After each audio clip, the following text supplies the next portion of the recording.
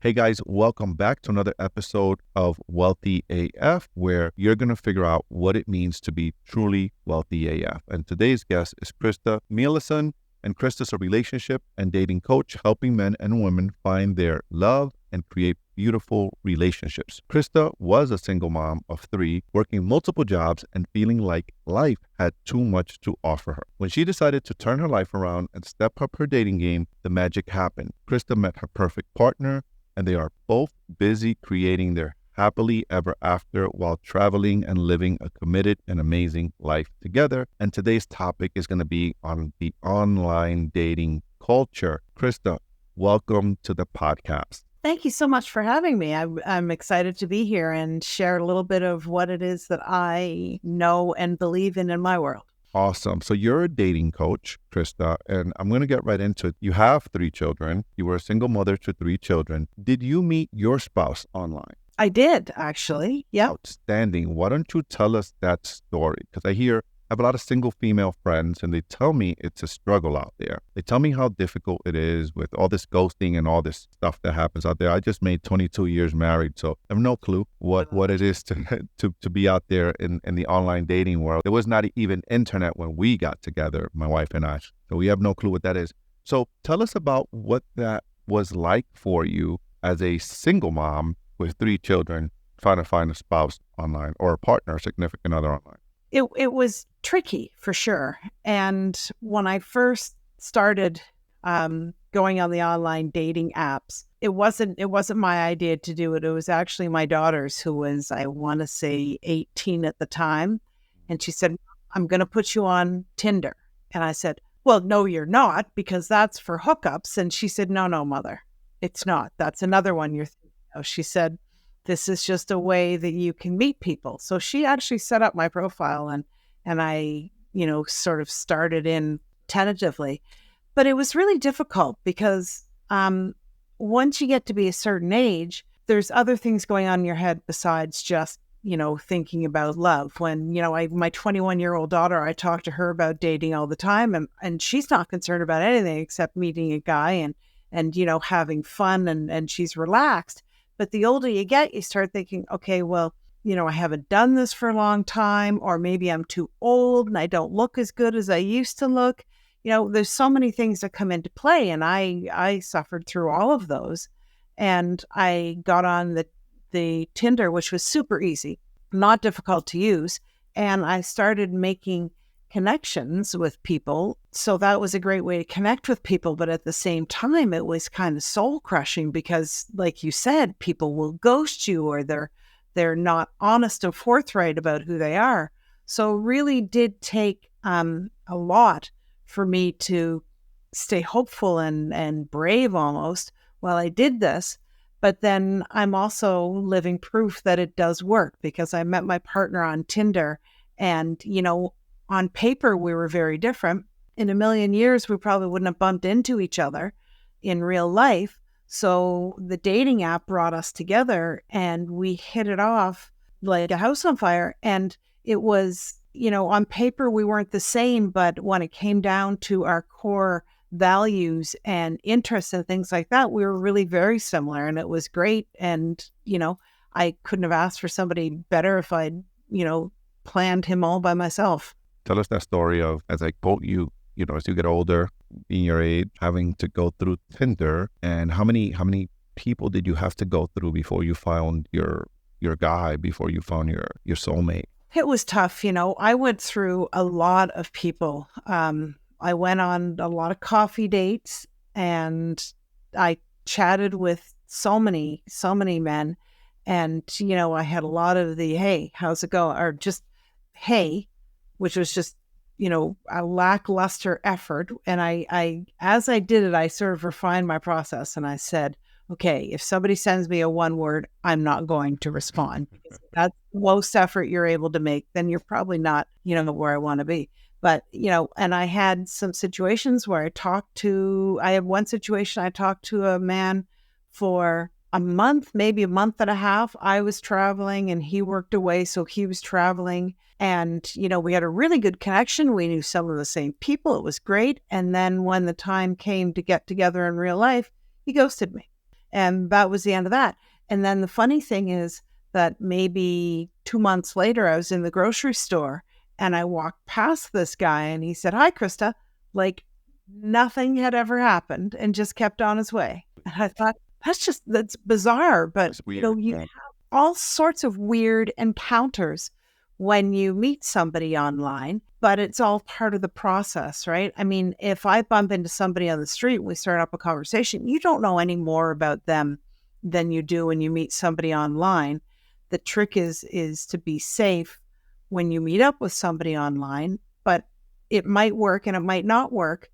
It's just a process of moving through and almost process of elimination, moving past the unsuitable matches to eventually find your match. So one of my friends tells me that before she goes on a date, she has a strategy. And her strategy is she'll do a Zoom date before she goes out on an actual physical date. What was your strategy? What strategy are you advising for women, you said safety, to stay safe in this crazy online world where people are pretending to be something they're not? Well, my strategy is twofold. The safety side of it is that when you're going to meet with somebody, make sure you meet them in a public place and tell at least one person where you're going to be and where you're going and as many details of the person that you're meeting up with as possible, right? So exercising common sense in terms of don't go somewhere isolated, don't go off with them to a secluded location, right? Mm-hmm. Use your common sense like that. And I always say when you're meeting somebody on a dating sites are for connection. They're not for actually dating. So if you start chatting with somebody and they seem interesting, then you want to move to a coffee date within a week, maximum 2 weeks. And the reason for that is that the single best way to determine if they are who they say they are, the first step is seeing them face to face. And you can see, if it's a 15-year-old boy instead of a 45-year-old man, right? I mean, that's a great way to almost call their bluff. But there are a lot of people online who are looking for a little excitement and they just want to chat and flirt, but they have no intention of having a relationship because they're already involved or whatever. So getting together and meeting with somebody very quickly allows you to verify that that person is real and also to see if you have the chemistry when you're meeting somebody, right? Because chemistry is so important. And you don't have to be madly in love at first sight, but you do want there to be a little bit of I'd like to speak with this person a little more or another time. And then, like I said, do your due diligence and do a little online sleuthing if you can and see if you can find anything out about this person. Looking at their profile on social media is a really good thing because you can sort of get little tips and clues from that, right? If they have very few friends or very few pictures, then, you sort of want to ask a few questions and make sure they are who they say they are. That's a very good point you bring up. So what drew you to becoming an online dating coach? When COVID hit, I was working for an airline, so you can imagine how that went. I found myself out of work and for an indefinite period of time. What I was doing, I was working in an operations center, so I was doing shift work, and I sort of thought, it wouldn't be the end of the world to get away from that, to have freedom to do what I want, to work from home and create a life that I wanted. And I started thinking about, my background and courses that I'd had and what I studied in university and all that type of thing, and what really appealed to me and what I was passionate about. And what I am passionate about is my relationship and how grateful I am that I found this amazing man to share my life with. And I know a lot of single women my age and had talked to them, over the years, people I worked with and friends or whatever. And everybody said the same thing. We all said, it's soul crushing, it's humiliating. And the phrase that gets me the most is when somebody says, it's not worth the hassle, I'd rather stay single. And that breaks my heart because I don't want anybody, if you're inclined to have a relationship and you want to share your life with somebody, I don't want people to give up hope and say, well, I may as well stay single because it's too much work, because it's not too much work. I mean, you've been married for 22 years. You know, your partner is probably the center of your universe, Yeah, right? I'm better That with is him. that is worth so much. Mm-hmm. And I just want to help people to not give up hope and to, employ some skills and techniques and strategies to ultimately be successful and feel good about dating, and then find that person that they can share their life with. Someone I follow online, it's ironic that we're having this conversation today. Well, I don't believe in coincidence. I believe God makes everything perfect. But I was scrolling through my online feed actually a few minutes ago before this, and someone I follow was saying that it's a business podcast this person has. And he was making a statement that one of the single most important thing you can do is choose your partner wisely.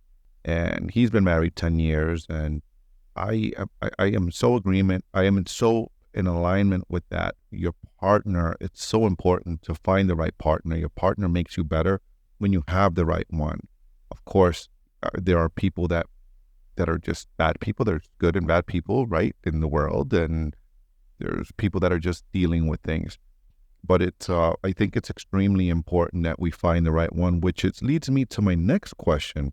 How does someone avoid getting ghosted online? I hear that's a big thing. Like what my business partner, beautiful, beautiful, professional, smart, intelligent woman, and she tells me these horror stories. Like, this guy ghosted me, and we had such a connection, and so I'm hearing what you're saying about the soul crushing, and they just want to give up, and a lot of women just want to give up because it's a struggle for many out there. What advice are you giving to someone that's spent 2 weeks texting or whatever happens in those apps, right?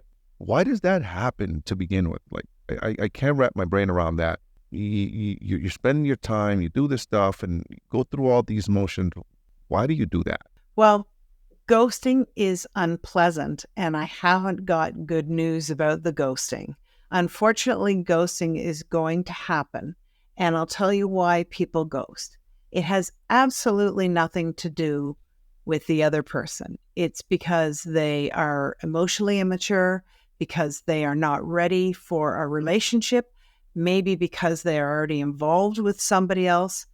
There's a variety of reasons why people ghost, just plain old rudeness and lack of consideration. But the reason that somebody ghosts you is never because of you. It's always something that goes on with the other person. So what I challenge people to do is to flip the thinking on that. And I actually say, congratulations, you were ghosted. Because you speak to somebody for, whatever, a week or 2 weeks, and then they ghost you. Well, great, because that's not the type of person that you want to be with anyways. 100. So you are no longer wasting your time with that person. And you can put that behind you and say, too bad for them. They've missed out on someone fabulous. I'm going to move on to my next match and start chatting with somebody else. So it really is a process of elimination. And when they ghost you, they've taken care of that ghosting for you, or taken care of that elimination for you. But I will take it one step further and say that if somebody ghosts you, you have to block them. And it sounds weird because they've walked away from you, but there's a whole thing called zombieing, which means somebody comes back from the dead and pops into your inbox a month later and goes, hey, how's it going? As if nothing ever happened. But they're going to ghost you again because they're just not the right person. So if somebody ghosts you, block and walk. Eliminate them from the list of suitable candidates because they are not suitable. Remember that it's not you, because you are fabulous, and they either are not ready to understand that or don't understand that. So they're not the right person for you, and move on to somebody who is more deserving of your time and attention. What are the biggest misconceptions that single people have about dating in this online dating world? The biggest misconception, I would say, is that there's no suitable matches out there, that there's nobody out there for them. I hear a lot of women saying that, I'm too old, or I'm, not interesting enough, and there's just nobody out there for me. And it's just not true. Another one that the women always say is that men want a younger woman. also not true. Men love a woman who knows what she wants, and a certain level of maturity is that woman who knows what she wants. So that's an amazing thing. Women shouldn't be worrying about that and putting ideas, projecting their thoughts onto somebody else. Allow them to come to you and realize how amazing you are. So there are so many people out there. I hear a lot of men say that women just want a man who makes a lot of money or who's rich, who will pay for things. And of course, that's not true at all. It's really interesting to hear the men and the women really have the same issues, and they both, the other sex, don't suffer with them, right? And so men will say, well, there's no good women out there. All the women out there, they don't actually want a relationship. They just want to waste my time. And that's not true. There's lots of women out there looking for relationships. There's lots of men looking for relationships. You just have to be clear about what you want so that you can connect with the right person. Yeah. What is the number one? I'm curious to get from you as a dating coach. What is the number one complaint you get from men from on the online dating world versus the complaint or the fatigue, I would say, that you get from women? Are there any differences? What's that? What are those common denominators that you find among the sexes? Well, there's a lot of similarities for sure. The number one complaint I get from men would be that there are no serious women out there. They just want to waste your time with talking and not actually going on dates. For women, the number one complaint I hear from them is that men want a younger woman. Yeah, I don't think that's new. That's not new information, right? That's kind of been the thing forever before the internet, of the way men and women thought, right? So but it's not a new idea. Exactly, but it's not true. Women have always thought men want younger women, and there are men out there who want, a younger woman, a trophy wife.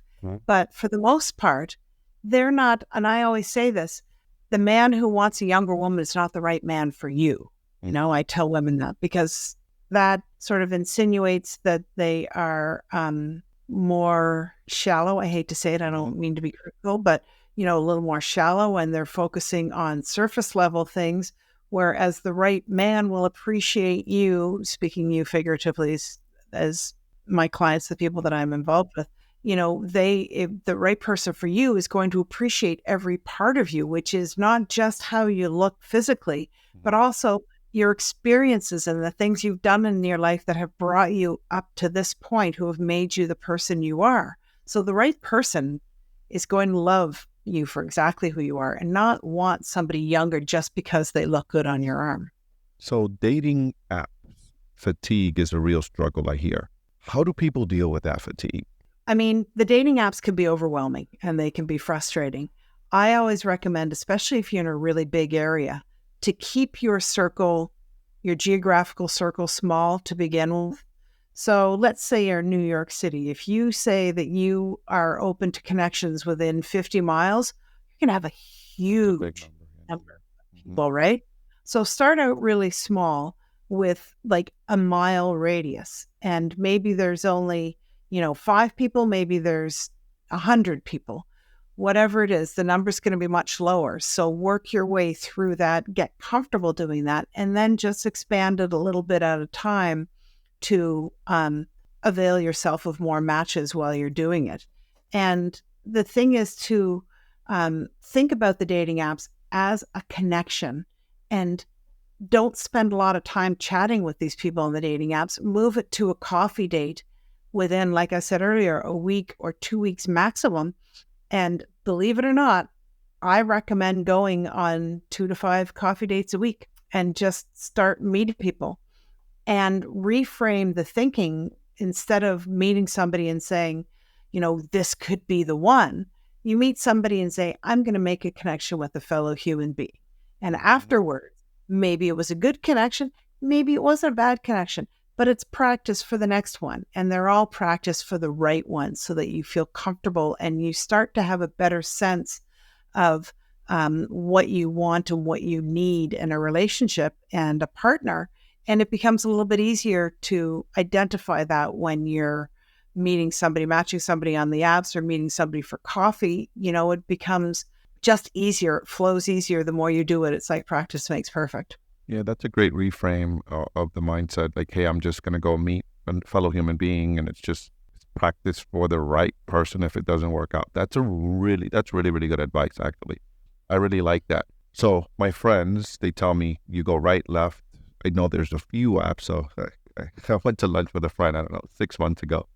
And she was showing me pictures of the different guys that she's connecting with. Bumble. She was like, don't touch anything, which she was letting me see her the app, but don't touch anything because if you go whatever, you just the wrong way.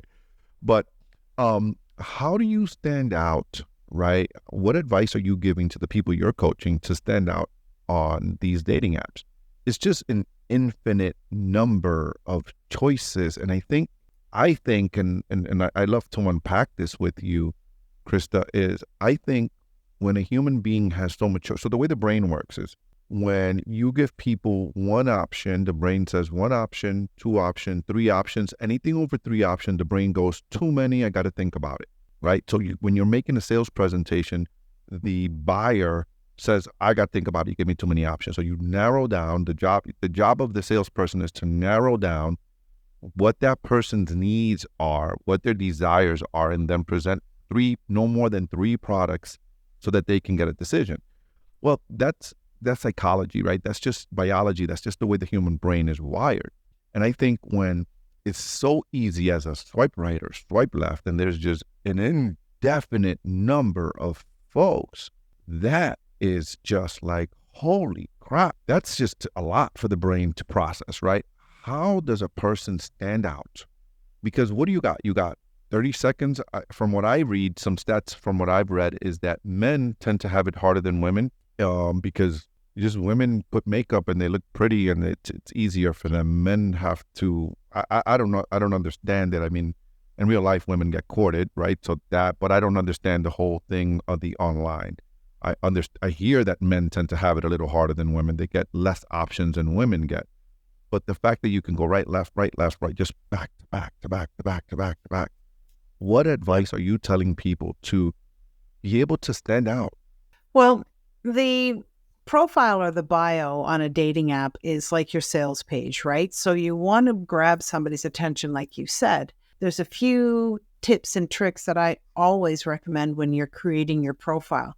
The first one is when you're picking out your pictures, you have to have current pictures. They really need to be within the last 6 months, maximum a year old, but make sure you're putting pictures that are current of you.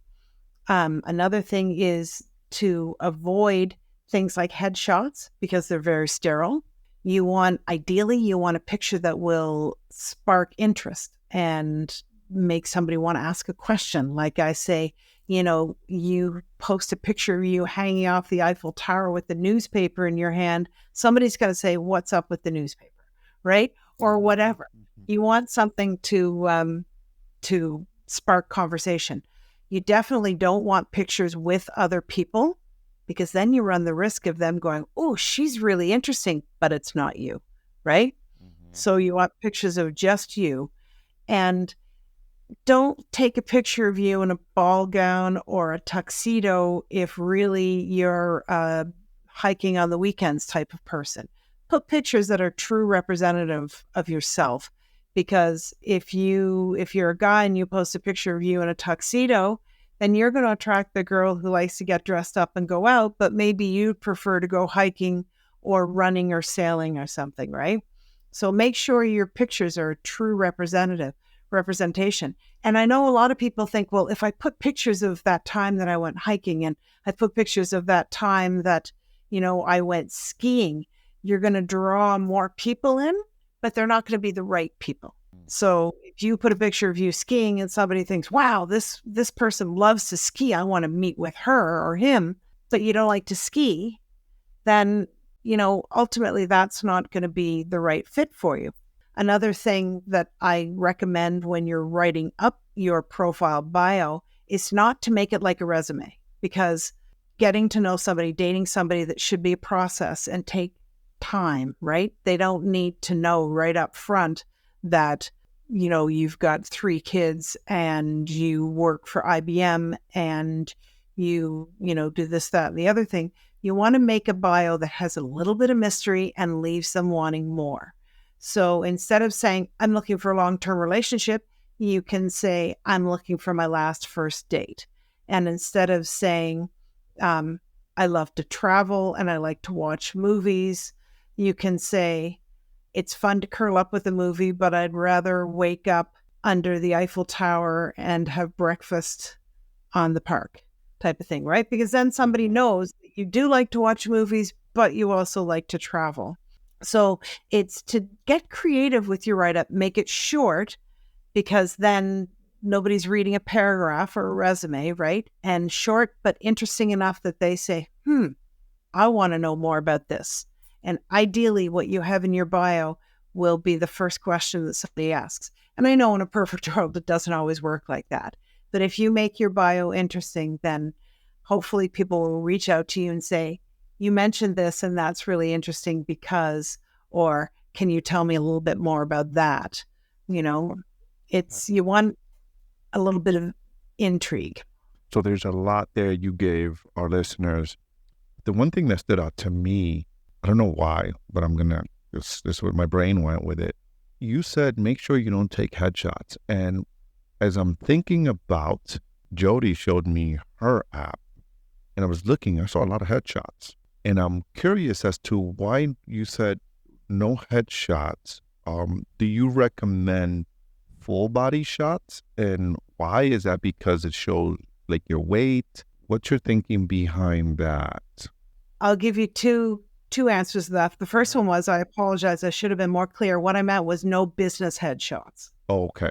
Like no realtor headshot. It's like the realtors, right? The realtors they give you this business card. And I don't know if you've ever seen them, right? They give you this, realtor looks beautiful. And then you meet them in real life and you're like, whoa, wait a minute. Whoa, right? Yeah. Who is this No, person?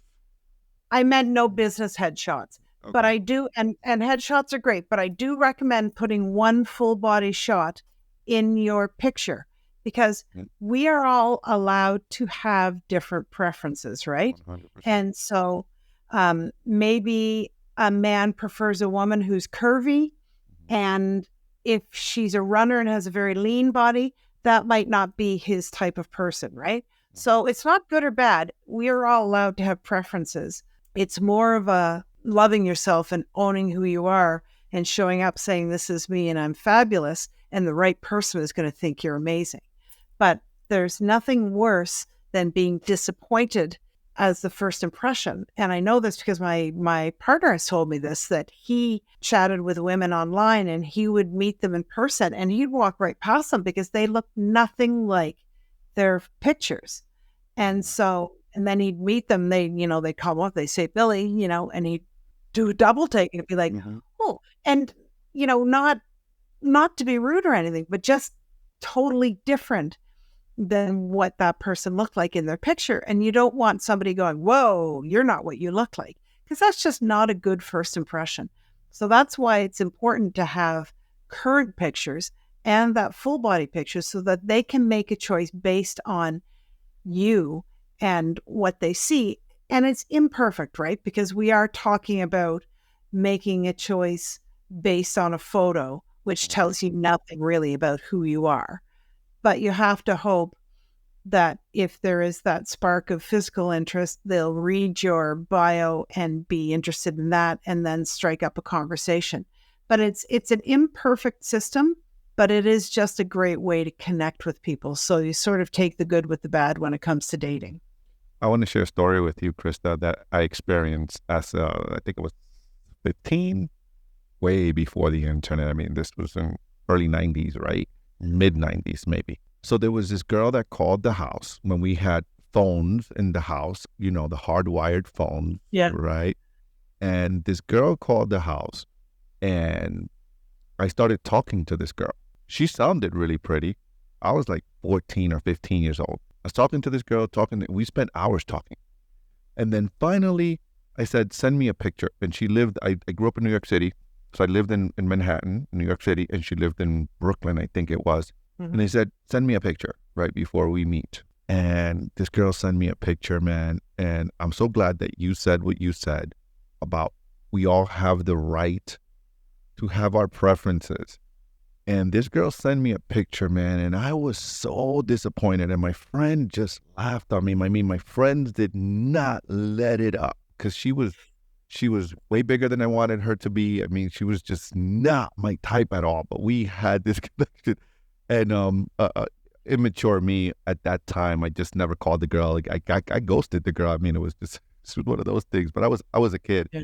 But to your point, making sure you full disclose, don't waste your time, don't waste the other person's time. I think that's important. Would you share with us a love story, a success love story, other than your own, of any maybe of your clients or customer or your coaching clients that you've had, that you've coached with using your strategy? Share maybe some of the strategies that you've shared that actually worked, and share that love story with us. Absolutely. One of the first people I worked with, her name was Rebecca, and she was a lovely girl. And she had, she'd been divorced for a few years. She had a son who was, I want to say he was maybe 8 or 9 at the time. And she was sort of on the dating apps and meeting people, and it was just failed date after failed date. And she started working with me. And the very, very first thing that I did with her, that I also do with every client, is to encourage them to see themselves for the amazing person that they are, because we all have qualities in one way or another. And, you know, there's something spectacular about you, and there's something spectacular about me, and it's finding the right person who appreciates that. We don't have to fit into somebody else's mold. We are ourselves. So we need to attract that person to us who believes in us the way we do. And so we started working with that. We tweaked her profile pictures and her profile a little bit. And I encouraged her to understand, like I said earlier, that failed dates were no reflection of her, because she would go out on a date with somebody and talk to them a few times, and then, you know, it just wouldn't work out. And she'd beat herself up and say, you know, what's wrong with me? How come nobody ever wants me? And, you know, I helped her to understand that they just weren't the right person, but that right person was coming along and would be there eventually. And so she stayed with it, and I supported her every step of the way. And, you know, when she got nervous, we talk about it. And then she finally met somebody, and she was really nervous when she first met him. You know, she thought he was wonderful, and they met, and it was very casual. He was adamant that it was just casual, that he didn't want anything serious. He didn't want a long-term relationship, that marriage was for stupid people and, you know, whatever, which was hurtful to her. Mm-hmm. But she saw something in him, and they had some sort of connection. So she stuck with it. And, you know, we got to a point where I would tell her, because I feel like a lot of what I do is support and encouragement, as well as strategy and tips and things like that. So she would text me and say, I haven't heard from him for 4 hours. And I texted him and I said, it's Super Bowl day, right? Yep. And he's a football fanatic, right? Yep. Mm-hmm. Relax. He'll get back to you. Right. And things like that. And so she learned to, you know, almost take a step back, count to 10, take a deep breath before she threw out the baby with the bathwater. So she took the time to understand who he was, and he took the time to understand who she was. And then I think it was 4 years later when they got married, I was at their wedding, and they said, we need to bring Krista into the picture, because if it weren't for her, we wouldn't be here. So, you know, it's believing in yourself and having the patience and the courage sometimes to sit back and wait to see what happens.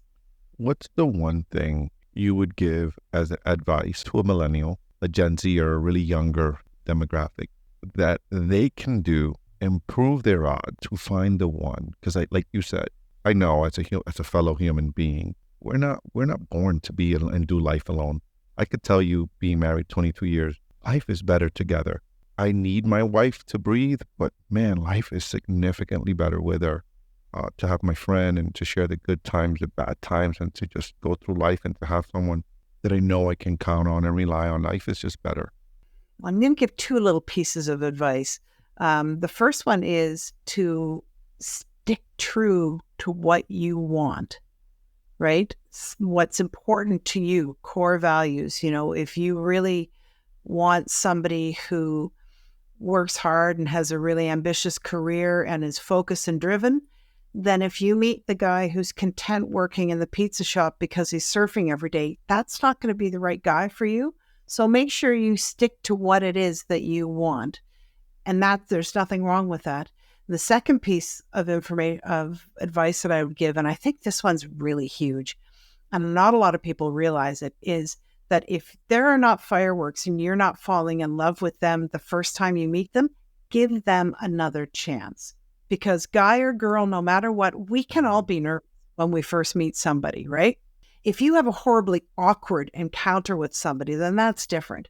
But if you meet somebody and you have a great conversation with them and you have a lot in common, but there's no fireworks going off, maybe give them a couple dates to see if that is something that changes. Because I know that, a lot of people out there think it's going to be love at first sight and it's going to be passion and everything from day one. And it's not necessarily the case. And I'm not saying date somebody for 2 months and hope that you like them. I'm saying give them maybe more than 1 or 2 dates to see if there is a connection and something that makes you want to get to know them more, because it may very well be. I mean, how many times do you hear stories about somebody, they're best friends for years and years, and all of a sudden they're in love and they are the most perfect couple, right? Took years in some of these cases to get to know somebody. But I'm just saying, if you meet somebody who you can talk to and, you can have an interesting conversation with, then maybe if there aren't fireworks on the first date, give it 2 or 3 dates and see if maybe things change a little bit. And then if they're not, you don't owe that person anyone. You can say, instead of ghosting, it was great meeting you, but I don't think we're a match. But give yourself and the other person a little bit of a chance to see if maybe there is something there that's just not immediately visible. I totally agree with that. You touched on this a little earlier. You mentioned values, and I like to add to that for those single people out there. I think the most important thing, in my opinion, when you're looking for your person, is your value system have to align. Like, they have to align. And one thing that I would recommend, figure out what your value system is. And I think it's in alignment to what you said a moment ago about your non-negotiables, and know what those things that you want. I think as you're doing that, you need to figure out what your personal values are. Like, hey, is it integrity? For me, integrity is a big thing, right? Integrity, warmth, fun. These are some of my values, right? I like to make money. I like to win. I like business. These are things that are important to me. And I think you as an individual, you need to know yourself, what your values are first, and write it down. And one suggestion, this is not my idea, but I heard someone say this in a podcast I listened to, someone I follow. He said, write down what that person, now I have this in my vision board. I have what my ideal relationship is. Like, part of my vision board, right? It's my finances, my goals, and part of my vision board is what my wife and I's ideal relationship is. Write down what that ideal relationship is, what that person should be like. You'd be surprised. You would attract when you start taking time to know who you are and what you want in a person, you'll be surprised how they start to show up, and how much easier it is for you to identify the person when they show up. But I think the value system thing is the cornerstone. I could tell you that from being married 22 years is the cornerstone.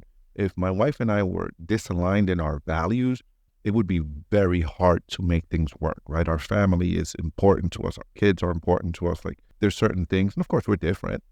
There's certain things she likes, and we give each other the room and the space to be ourselves. Hey, you like this, or you need your time by yourself. My wife is an introvert, so she needs to get her time. She gets her energy being alone. I'm an extrovert. I get my time, my energy being around people. So we understand that from each other, and we know what we need and when we need it, and we know how to play that, give that to each other. I think your value system is key. Knowing what that person. You don't want to be, like you said, if you want someone that's ambitious, if you've got that guy that's a surfer and working the pizzeria, that's all he wants to do, surf all day, work by the beach and get out of work and go, that's fine. But know that's not the guy you want. Exactly.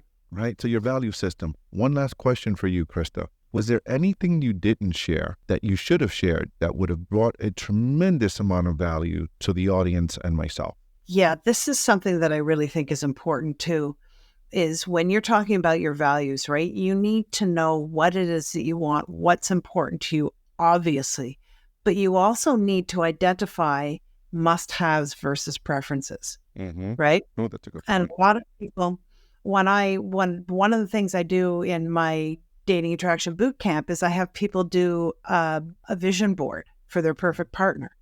And I really encourage them to focus on thoughts and feelings and values and putting that into, a picture that evokes that feeling. But what I don't want people to do is say, I want somebody who's 6'2" with black hair and green eyes and goes to the gym, because you have no idea what your perfect partner is going to look like until they walk into your life. So make sure when you're filling out the questionnaires or you're thinking about that perfect partner, identify what is a preference versus a must-have, right? And for me, and the reason I always mention this is because it made all the difference in the world for me. I'm 5'8". It's not that tall, but tall enough. And I always wanted somebody who was my height or taller because I'm not a skinny 5'8", a good solid 5'8". And I've always been, self-conscious. I met somebody who wasn't bigger than me, then I would feel like I was, too big or whatever. And it wasn't until I changed my criteria to allow matches who were 2 inches shorter than me that I met my perfect partner. And now, after 6 years, I wouldn't trade him for all the money in the world, no matter who. And I've thought about this, if his exact twin duplicate clone walked through the door, but he was 6 inches taller, I'd still take my guy. So, it's really important to make sure that you're not eliminating a lot of people because of a preference when, in all honesty, and I challenge people to ask themselves this question: if my perfect partner walked through the door and he had all of these things I wanted, but he was a smoker and I don't want a smoker, would I be okay with that? And maybe the answer would be no, I absolutely wouldn't. But maybe the answer would be, yeah, I could live with it for the right person, So don't eliminate people on preferences. Make sure that your elimination is really just must-haves. What about those people? I see it a lot in women where they think they can change people, right? When we talk about the must-haves and the don't, and your musts and your preferences is what you said. I love the way you labeled that. Really like that. What about those people that think he's a smoker, but I can get him to stop smoking, right? What the guy's been smoking for 40 years or 30 or 20 years or 10 years or whatever. But Right. you somehow think that you are going to be the one that's going to get him to stop smoking. And that's really a non-negotiable for you, but you think you can get. What are you saying to them? Well, I think in just broad terms, you're setting yourself up for failure. But I will tell you something my mom told me years and years ago when I was just a little girl, and probably some of the best advice anybody has ever given me. She said, don't marry a man thinking he's going to change, because he won't. I love that. I was watching a documentary the other day. One of the richest African Americans in our country, and his wife, they're a biracial couple, and his wife, she was being interviewed, and she said, they've been married, I don't know, 30 years or something like that. And she said, my mom gave me a piece of advice. And ladies, listen to this. This is real solid advice with just what Krista said. She said, if you marry a fisherman, don't expect him not to go fishing. So in other words, if you marry a man that's his passion, that's his life, you know that he's a high-powered business guy and this is who he is, don't expect him to change because you're coming along. Yep, that's exactly it. And that's true in every situation. Don't be surprised. I think the saying was, don't be surprised when he goes fishing. Right? If you marry a fisherman, don't be surprised if he goes fishing. So I think that's really sound advice. Right? Yeah, definitely. I mean, if a guy is not a snappy dresser and you want somebody a little more stylish, you can probably tweak that a little bit, right? But the core beliefs, the core who makes that person who they are, or their long ingrained, like you said, smoking for 40 years, something like that, those are not things that are likely to change and not easily. And great for thinking you are that amazing person that can make this person change. But then do you want to make them change? You want to find somebody who doesn't need changing, who's like, oh, well, this is the start of something great. You want, this is great. Correct. And you want that person, you want the person that you're with, your person, to be comfortable in their own skin, right? Like that's part of a relationship, guys. You don't have to fake it. You are just you. Like, my wife doesn't eat meat. She doesn't eat red meat. Yesterday, I cooked up some steak, right? Grilled some steaks here in the house, right? She doesn't eat red meat, but I bought her chicken and I made her chicken. It's just, you got it. There's days that I'm like, hey, babe, I want to eat a steak. Let's go to steak dinner. And she'll go with me. No problem. I'll get a salad. And she'll have chicken. They sell chicken. They sell shrimp at the steak places, right? So don't try to impose yourself. Let people, and there's times she wants to have her stuff. And I'm like, okay, babe, let's go do it. Right? Is that what you want today? Let's go do it. That's what you're craving. Let's do it. It's just let people be who they are. And I think those are the best relationships where you encourage one another to be the best version of who you are. Krista, thank you so much for coming on and sharing your insights and your wonderful tips on the online dating culture. If people wanted to connect with you, if people wanted to follow you on social, get together with you, maybe hire you for a coaching, because it's tough out there from what I hear. And how do they find you? Where do they connect with you? Tell us how. Well, thanks, Martin. I really appreciate you having me on here. It's been great conversation. When people want to meet or connect with me, the number one best way I always suggest is to find me on Facebook, and that's just Krista Melanson, my name, KristaMelanson. And that's the way they're going to get a little glimpse into me, creep me, if you will, but find out a little bit about what I'm doing. And you can see me for who I am, because it's my Facebook profile. So it's got business stuff, but it's also, my partner's there, my kids are there. And my kids are grown, by the way, so it's not like I'm sending people to look at my young kids. But, that's the best way to get a little idea of who I am. And also Instagram, I'm just at Krista Marie Dating. Outstanding. You guys heard it here. Thank you, Krista, for coming on. Really appreciate it. And you're welcome to come back on this show anytime, my dear. Thanks again, Martin. It was great talking to you.